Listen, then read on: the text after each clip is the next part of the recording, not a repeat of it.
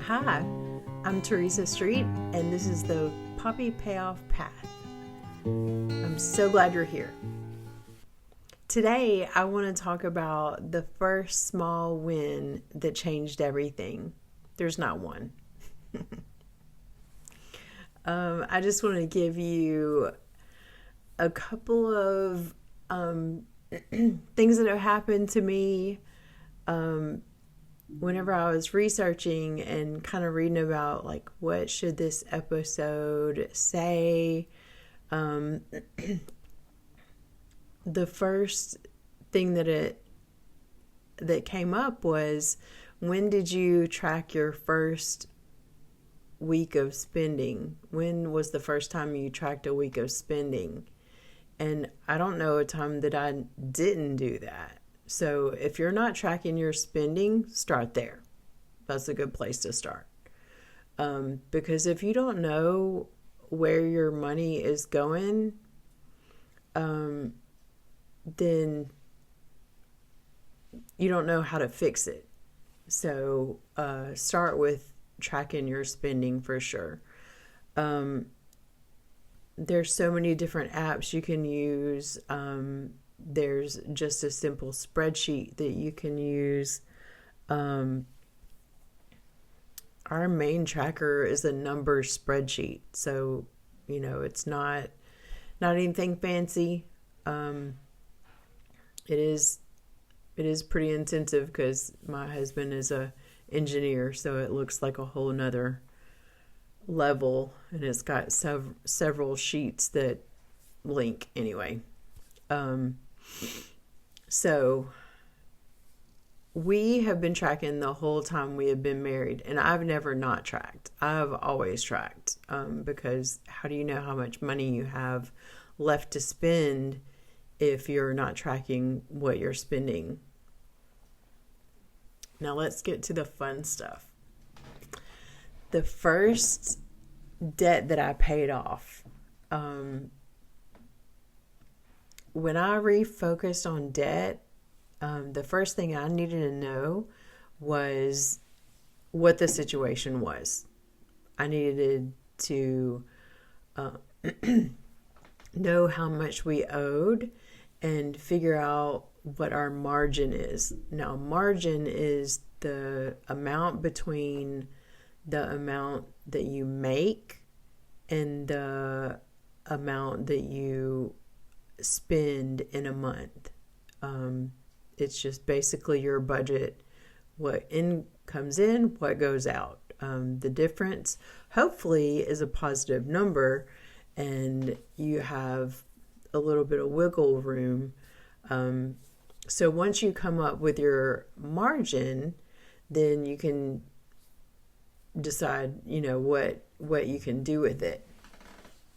How I paid off our first 5 accounts was I pulled some money out of savings. And everybody, like you may have your own ideas about how to do it, but I suggest that you reduce or increase your margin by at least $500 would be a good amount, if at all possible. I mean, you have to do what you can do with your own budget and your own situation. So everything I do might not apply to you, but yeah.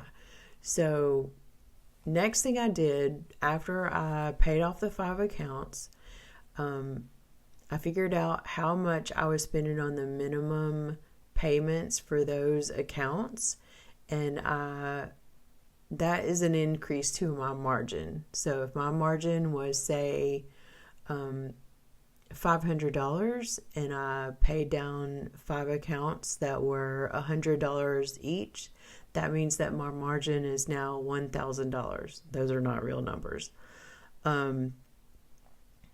After that, I listed our accounts from smallest to largest account balance.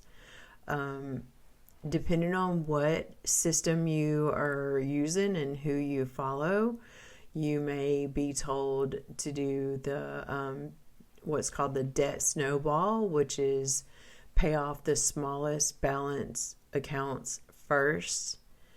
The avalanche is another one, and it is called, the avalanche is pay off high interest rates accounts first.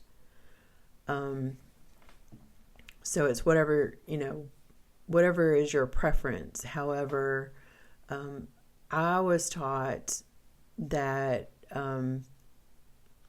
you should do a debt snowball. Oh my gosh.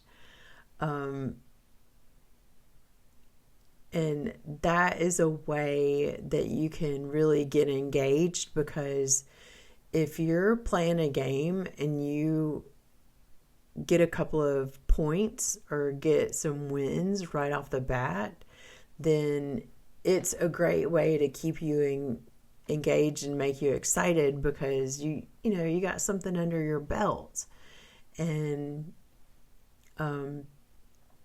it'll keep you going. So that's what you need, is to give yourself a boost somehow.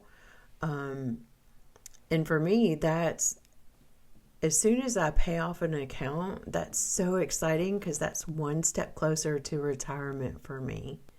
And that's one step closer to financial freedom.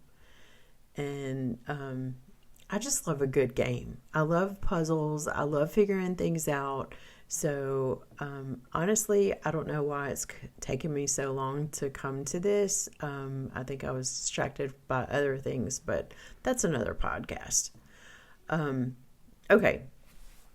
So the list is the beginning of the debt snowball. We've gone through that. Okay, once you pay off an account, then you take whatever the minimum payment would have been for that account and you include it in your margin, and then you attack the next account. So yeah, that's it. It's very simple. It's not easy. It's very simple though. But if you have any questions, feel free to email me. I'll drop my email in the I don't know. I'm probably not going to put my email in here. It's on my on all of my accounts. You can go to my link tree and get all of my contact information. Okay, so next topic. The first time that I said no to something that was out of alignment. I don't think that we've had a situation where I've had to say no since we've been on this project together. But I have been really watching our grocery spending this month, because we switched over and we're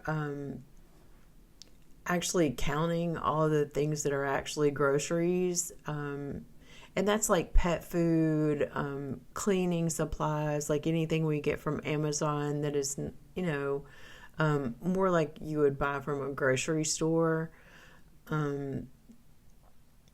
Anything you consume and use for the house, I think that's how we're doing it. You can do it however you want to. But anyway, I say all that to say we are trying to incorporate everything so that we can see how much we can control our spending.